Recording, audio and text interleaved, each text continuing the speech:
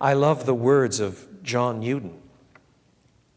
Now, the way he said it was in Old English that's too long and complicated to regale you with. But his summarizing paragraph on this point is really moving. You remember who he is. He was a slave trader.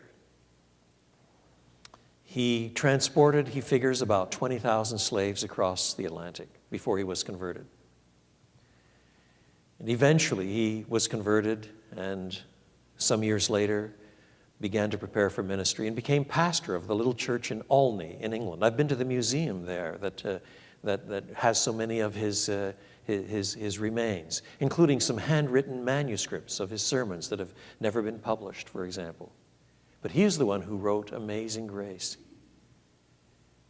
For he said in his life that thereafter, when he had nightmares, it was hearing the slaves cry from the ship. 20,000 souls, he says. Amazing grace, how sweet the sound that saved a wretch like me.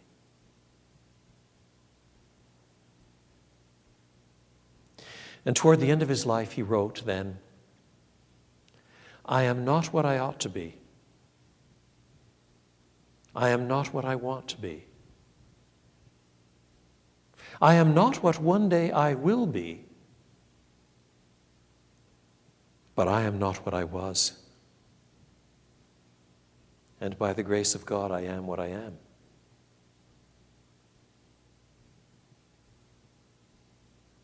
And genuine Christians look back on their lives and say similar things. If instead you look back in your life and there's no change at all, your God is still money or power or sex or control, manipulativeness,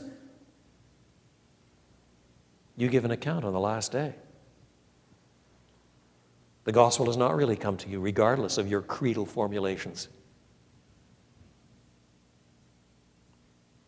And the master will cut such a person to pieces and assign him a place with the hypocrites, where there will be weeping and gnashing of teeth. So wait for the Lord Jesus in the second place as stewards who must give an account of their service, faithful or otherwise.